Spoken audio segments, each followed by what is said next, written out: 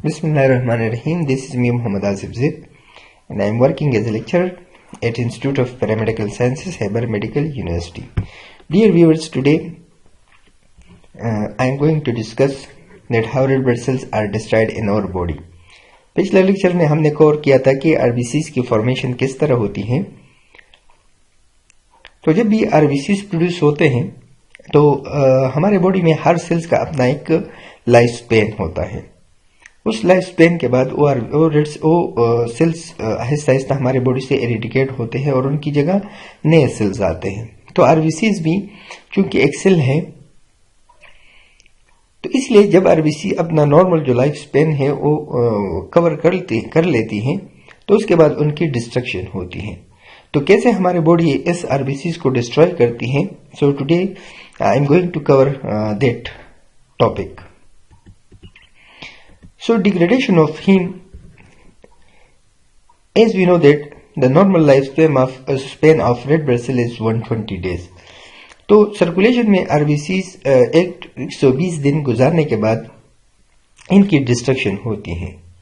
और ये आरबीसी जो इसका मेन साइट है वो है स्प्लीन और लिवर। इसमें रेड ब्लड सेल्स की डिस्ट्रक्शन होती है। मेनली जो रेड ब्लड सेल्स की डिस्ट्रक्शन होती है मेनली वो स्प्लीन में होती है और कुछ रेड ब्लड सेल्स की डिस्ट्रक्शन लिवर में भी होती है। लेकिन इसलिए स्प्लीन को हम graveyard of red blood cells भी कहते हैं, जहां पर majority of the red blood cells are destroyed in the spleen. तो रेड ब्लड सेल्स जब डिस्ट्रॉय हो जाते हैं तो उनसे निकल आता है हेमोग्लोबिन। हेमोग्लोबिन, जैसे हमें बताया कि haemoglobin is the combination of two thing, haem and globin. Globin proteinaceous part है हेमोग्लोबिन का, और जब इसकी डिग्रेडेशन होती है तो इसको डिवाइड करते हैं अमीनो एसिड में, और हमारी बॉडी इन अमीनो एसिड को दोबारा एक नए हेमोग्लोबिन के लिए रीजनरेशन के लिए या उसकी फॉर्मेशन में फिर हेल्प आउट करते हैं। इसी तरह जो हीम प्रोडक्ट है, haem product is the combination of two thing, one is iron and the other is porphyrin. तो हमारी बॉडी हीम में मौजूद जो आयरन है उसको भी दोबारा यूटिलाइज करती है हेमोग्लोबिन की सिंथेसिस के लिए। इसमें जो पोरपायरिन रिंग है, चूंकि पोरपायरिन रिंग ये हमारी बॉडी इस पोरपायरिन को कन्वर्ट करती है एक और प्रोडक्ट में, और उसको हम कहते हैं बिलिरुबिन। सो बिलिरुबिन, इस बिलिरुबिन को हमारी बॉडी से एक्सक्रीट करना या इसको डिटॉक्सिफाई करना ये हमारी बॉडी का काम है। तो बिलिरुबिन, इस पोरपायरिन को हमारी बॉडी बिलिरुबिन के जरिए एक्सक्रीट आउट करती है। तो तकरीबन 85% जो बिलिरुबिन है वो हेमोग्लोबिन जो ओल्ड आरबीसीज होते हैं उनसे बनता है, और जो 15% बिलिरुबिन है ये इमेच्योर रेड ब्लड सेल्स से बनते हैं। चूंकि रेड ब्लड सेल्स की जब भी प्रोडक्शन होती है तो रेड ब्लड सेल्स, कुछ जो इमेच्योर रेड ब्लड सेल्स होते हैं ड्यूरिंग फॉर्मेशन वो भी डिस्ट्रॉय हो जाते हैं। तो 15% जो बिलिरुबिन है वो नए आरबीसीज की रीजनरेशन की डिस्ट्रक्शन से बनते हैं। अब वो कौन से फैक्टर हैं जो कि हेमोलिसिस में कंट्रीब्यूट करते हैं या जिनकी वजह से हम कहते हैं कि एक रेड ब्लड सेल्स डिस्ट्रॉय होता है after completion of 120 days in the circulation. तो जैसे इस पिक्चर में नजर आ रहे हैं कि यहां पर हमने शो की है एक एक्टिव आरबीसी। जब ये आरबीसी 120 दिन गुजारती हैं तो this RBC become weaker and after that it become old, और ये ओल्ड आरबीसी पर हमारी बॉडी डिस्ट्रॉय करती है। लेकिन कुछ फैक्टर्स होते हैं जिनको हम कहते हैं एजिंग फैक्टर। तो एजिंग फैक्टर में कौन कौन से फैक्टर इंक्लूडेड हैं? तो एजिंग फैक्टर में जो फैक्टर्स इंक्लूड हैं, जैसे हेमोग्लोबिन 3 चीजों की कॉम्बिनेशन से बना है एक red blood cells, cell membrane, haemoglobin और एंजाइम।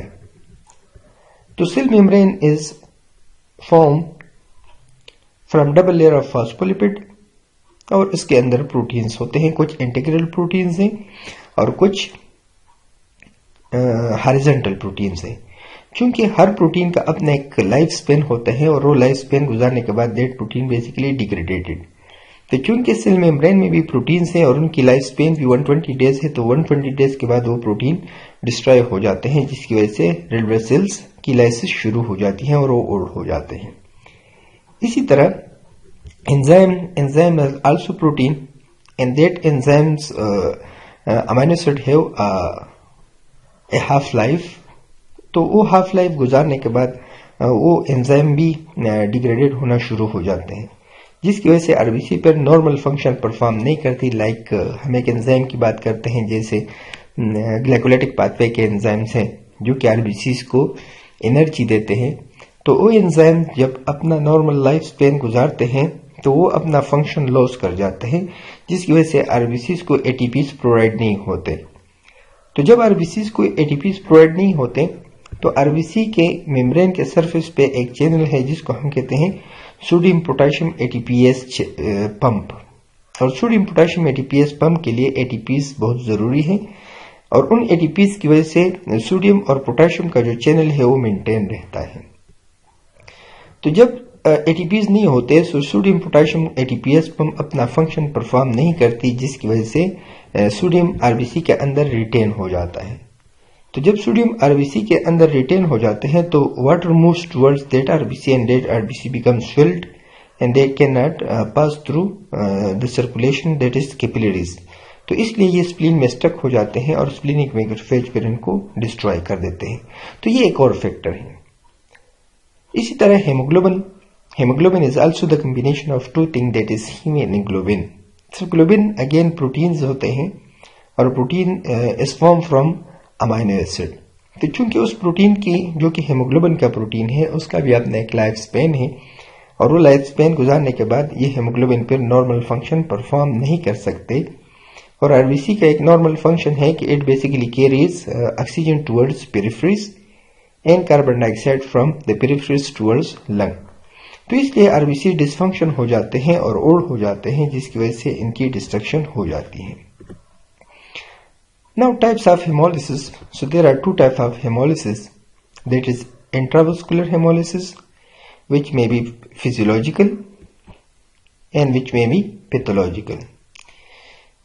तो फिजियोलॉजिकल जो इंट्रावास्कुलर हेमोलिसिस है वो बहुत ही रेयर है और बहुत ही कम है।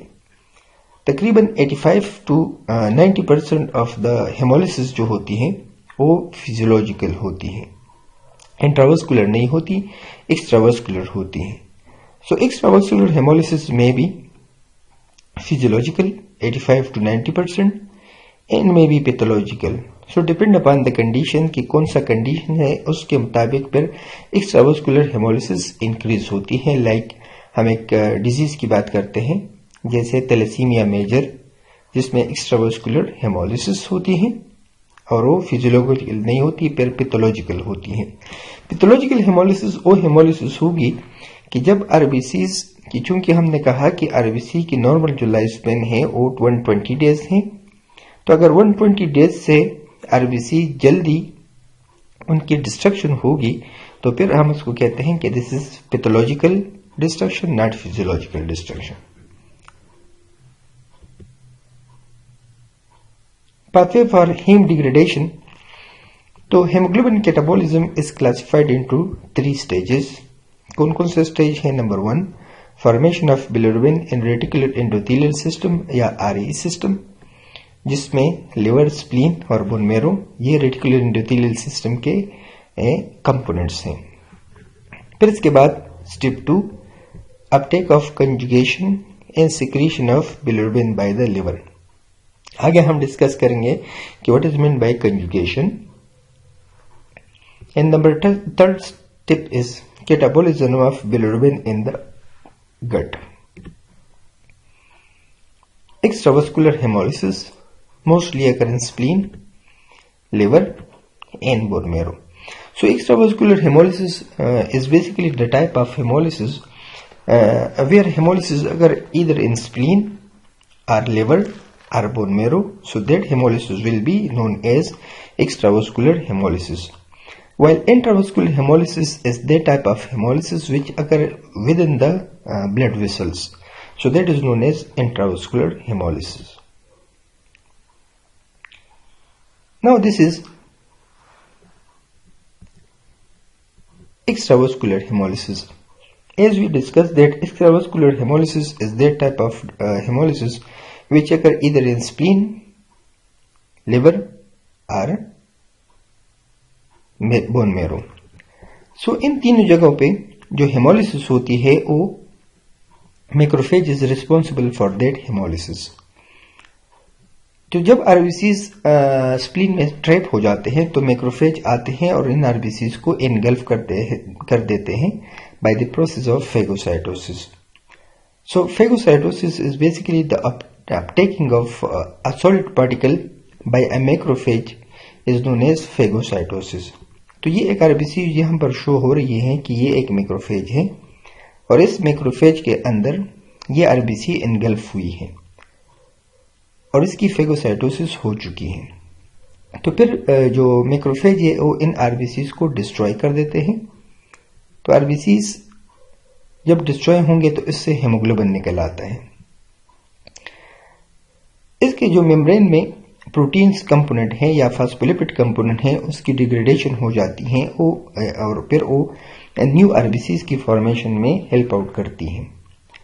फिर इससे जो कंपोनेंट निकल आता है उसको हम कहते हैं हेमोग्लोबिन। हेमोग्लोबिन मैक्रोफेज में एक एंजाइम है जिसको हम कहते हैं हीम ऑक्सीजनेज एंजाइम। वो जब इस हेमोग्लोबिन पे एक्ट कर देते हैं तो इसको डिवाइड कर देते हैं दो में, ग्लोबिन के पार्ट में और हीम प्रोडक्ट में। तो ग्लोबिन जो प्रोडक्ट है वो कन्वर्ट हो जाता है अमीनो एसिड में और अमीनो एसिड के पूल में चला जाता है और न्यू आरबीसीज और न्यू हेमोग्लोबिन की सिंथेसिस में फिर वो हेल्प आउट करते हैं। अब हमारे पास जो हीम प्रोडक्ट है, this haem product is basically toxic for our body, so our body basically detoxify this haem. तो अगेन हीम पे एक हीम ऑक्सीजनेज एंजाइम एक्ट कर लेता है और उससे आयरन निकल आता है। ये आयरन फिर प्लाज्मा में ट्रांसफेरन के साथ बाइंड होके आरबीसी की जो एरिथ्रोपोइसिस है उस प्रोसेस में फिर ये हेल्प आउट करता है। या अगर आयरन वाफर में वगैरह में मौजूद है तो ये आयरन फिर फेरेटिन और हीमोसाइडिन के फॉर्म में स्टोर हो जाता है। हीम से फिर निकल आता है बिलिरुबिन। बिलिरुबिन बेसिकली पोरपायरिन का एक कंपोनेंट है, लेकिन अगेन इस पोरपायरिन से कार्बन मोनोऑक्साइड जो है वो रिमूव हो जाता है और वो लंग्स के थ्रू एक्सक्रीट आउट हो जाता है। इस बिलिरुबिन को हम कहते हैं अनकंजुगेटेड बिलिरुबिन। ये अनकंजुगेटेड बिलिरुबिन हम इसलिए इसको अनकंजुगेटेड बिलिरुबिन कहते हैं क्योंकि ये अभी लिवर में मौजूद जो एंजाइम है जिसको हम कहते हैं ग्लूकुरोनिक एसिड, ये ग्लूकुरोनिक एसिड के साथ कंजुगेट नहीं हुआ, इसलिए हम इसको अनकंजुगेटेड बिलिरुबिन कहते हैं। तो ये बिलिरुबिन मैक्रोफेज से निकल आके प्लाज्मा में एंटर होता है और प्लाज्मा में मौजूद एल्ब्यूमिन के साथ कंबाइन होके ये लिवर में चला जाता है और लिवर के हेपेटोसाइट के अंदर एंटर होता है। क्योंकि इस एल्ब्यूमिन के लिए रिसेप्टर है on the surface of hepatocyte, so this albumin is a carrier protein for this unconjugated bilirubin. तो लिवर के हेपेटोसाइट के अंदर एक एंजाइम है जिसको हम कहते हैं ग्लूकुरोनिक एसिड और ये सिर्फ हेपेटोसाइट के अंदर ही पाया जाता है। तो चूंकि यहाँ पर कैरियर प्रोटीन है जिसको हम कहते हैं एल्ब्यूमिन, ये एल्ब्यूमिन इसको हेपेटोसाइट के अंदर एंटर कर देता है और एल्ब्यूमिन फिर वापस प्लाज्मा में चला जाता है ताकि जो और भी अगर बिलिरुबिन बने हैं या अनकंजुगेटेड बिलिरुबिन बने हैं तो उसको कैरी कर सके हेपेटोसाइट तक। तो बिलिरुबिन और ग्लूकुरोनिक एसिड जो कि हेपेटोसाइट के अंदर मौजूद है, ये एक एंजाइम है जिसको हम कहते हैं ग्लूकुरोनाइल ट्रांसफेरेज एंजाइम। ये इन दोनों के दरमियान रिएक्शन करके इसको कन्वर्ट कर देते हैं बिलिरुबिन डाइग्लूकुरोनाइड में। अब ये बिलिरुबिन डाइग्लूकुरोनाइड इसको हम कहते हैं कंजुगेटेड बिलिरुबिन क्योंकि इसके साथ ग्लूकुरोनिक एसिड कंजुगेट हुआ है, अटैच हुआ है, तो इसलिए हम इसको कहते हैं conjugated bilirubin. Unconjugated bilirubin again वो बिलिरुबिन है जिसके साथ ग्लूकुरोनिक एसिड कंबाइन नहीं हुआ, जबकि कंजुगेटेड बिलिरुबिन वो बिलिरुबिन है जिसके साथ ग्लूकुरोनिक एसिड कंबाइन हो चुका है। एक और चीज जो कि यहाँ पर बहुत जरूरी है और वो ये है कि कंजुगेटेड बिलिरुबिन ये वाटर इनसॉल्युबल है जबकि लिपिड सॉल्युबल है, जबकि ग्लूकुरोनिक एसिड या कंजुगेटेड बिलिरुबिन ये वाटर सॉल्युबल है और लिपिड इनसॉल्युबल है। तो इसलिए जो लिपिड सॉल्युबल है, वाटर सॉल्युबल ग्लूकुरोनिक एसिड है, ये यूरिन के थ्रू एक्सक्रीट आउट हो सकता है, लेकिन ये ग्लूकुरोनिक एसिड जो कि कंजुगेटेड बिलिरुबिन है ये आ जाता है बाइल डक्ट के थ्रू स्मॉल इंटेस्टाइन में। स्मॉल इंटेस्टाइन के ड्यूडेनम पार्ट में यहाँ पर मौजूद होते हैं बैक्टीरिया इसको डिग्रेडेट करती हैं दो में, एक को हम कहते हैं यूरोबाइलिनोजन और एक को हम कहते हैं स्टर्कोबाइलिनोजन। तो स्टर्कोबाइलिनोजन फीसिस के थ्रू एक्सक्रीट आउट हो जाता है, जबकि यूरोबाइलिनोजन ये पोर्टल सर्कुलेशन के थ्रू दोबारा लिवर में जाता है और लिवर से फिर ये किडनी के थ्रू एक्सक्रीट आउट हो जाते हैं, जिसको हम कहते हैं यूरिनरी यूरोबाइलिनोजन। अब कंजुगेटेड बिलिरुबिन ये भी एक्सक्रीट आउट नहीं हो सकता किडनीज के थ्रू, क्योंकि ये लिपिड सॉल्युबल है जबकि वाटर सॉल्युबल नहीं है, इसलिए ये एक्सक्रीट आउट नहीं हो सकता। तो लिवर में मौजूद जो ग्लूकुरोनिक एसिड है इसके साथ जब ये कंजुगेट कर जाता है तब जाके ये वाटर सॉल्युबल बन जाता है और ये इजीली फिर किडनी के थ्रू एक्सक्रीट होता है। तो जस्ट रिमेंबर कि बिलिरुबिन की फॉर्मेशन का होना ये इसलिए जरूरी है ताकि जो हमारे पास टॉक्सिक सब्सटेंस है हीम के फॉर्म में ये डिग्रेडेट हो सके और ये हमारी बॉडी से एक्सक्रीट आउट हो सके। तो एक्सक्रीशन के लिए जरूरी है ताकि इसको हम बना दे वाटर सॉल्युबल, और वाटर सॉल्युबल तब बनेगा जब ये ग्लूकुरोनिक एसिड के साथ कंबाइन होगा और ये किडनी के थ्रू एक्सक्रीट आउट हो जाता है। तो इसको हम कहते हैं एक्स्ट्रावास्कुलर हेमोलिसिस। अगेन इसको रिपीट करते हैं थोड़ा सा कि फेगोसाइटोसिस, रेड ब्लड सेल्स की जब फेगोसाइटोसिस हो जाती है तो रेड ब्लड सेल्स डिग्रेडेट हो जाते हैं और इससे हेमोग्लोबिन निकल आता है। हेमोग्लोबिन दो प्रोडक्ट में डिवाइड होता है, ग्लोबिन में जो कि अमीनो एसिड में कन्वर्ट हो जाता है और हीम में। हीम से फिर हीम ऑक्सीजनेज एंजाइम एक्ट करते हैं, आयरन निकल आता है और आयरन नए आरबीसी के फॉर्मेशन में हेल्प आउट करता है या फेरेटिन और हीमोसाइडिन के फॉर्म में स्टोर हो जाता है। अब हीम ऑक्सीजनेज एंजाइम जब पोरपायरिन पे कंबाइन होता है, एक्ट उस पे करता है, तो इससे कार्बन मोनोऑक्साइड रिमूव होता है और वो लंग्स के थ्रू एक्सक्रीट आउट हो जाता है। तो कार्बन मोनोऑक्साइड का रिमूवल होना पोरपायरिन को कन्वर्ट कर देता है बिलिरुबिन में। बिलिरुबिन अनकंजुगेटेड बिलिरुबिन हम इसको कहते हैं। ये फिर प्लाज्मा के थ्रू एल्ब्यूमिन के साथ कंबाइन होके लिवर के हेपेटोसाइट के अंदर चला जाता है और लिवर के हेपेटोसाइट में मौजूद जो ग्लूकुरोनिक एसिड है, ग्लूकुरोनिक ट्रांसफरेज एंजाइम के थ्रू ये बिलिरुबिन के साथ कंबाइन होके ये कंजुगेटेड बिलिरुबिन बन जाता है। ये कंजुगेटेड बिलिरुबिन बाइल डक्ट के थ्रू एंटर होता है स्मॉल इंटेस्टाइन में। स्मॉल इंटेस्टाइन में मौजूद जो बैक्टीरिया है वो स्पेट करके दो प्रोडक्ट में बना लेता है। इसको हम कहते हैं स्टर्कोबाइलिनोजन, जिसको हम कहते हैं फीकल यूरिनोबाइलिनोजन, और कुछ पोर्टल सर्कुलेशन के थ्रू लिवर में चले जाते हैं और दोबारा ये साइकिल रिपीट होता है, और कुछ जो यूरोबाइलिनोजन है वो यूरिन के थ्रू एक्सक्रीट आउट हो जाते हैं। तो इसलिए ये हमारे पास एक्स्ट्रावास्कुलर हेमोलिसिस का एक टाइप है। आगे इंशाल्लाह हम डिस्कस करेंगे कि जब पैथोलॉजिकल कंडीशंस में बहुत ज्यादा हेमोग्लोबिन बनते हैं तो उसके बॉडी पे क्या असरात होते हैं। रिमेंबर एक और चीज यहां पर मैं बताता चलूं कि बिलिरुबिन ये एक येलो प्रोडक्ट है। तो जब भी पैथोलॉजिकल कंडीशन होगा जिसमें रेड ब्लड सेल्स ज्यादा कंसंट्रेशन में डिस्ट्रॉय होंगे तो उन इंडिविजुअल्स के जो प्लाज्मा है उसका कलर डार्क येलो होगा, यूरिन भी डार्क येलो होगा और फीसिस भी डार्क येलो होंगे।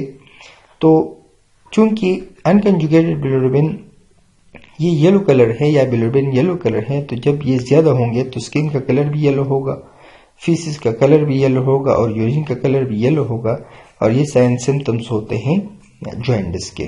तो what is jaundice? Jaundice is basically yellow colouration of the skin yellow colouration of the stool and yellow colouration of the urine. तो ये sign and symptoms होते हैं जॉन्डिस के, जब भी पैथोलॉजिकल कंडीशंस में ज्यादा आरबीसी डिस्ट्रॉय होंगे।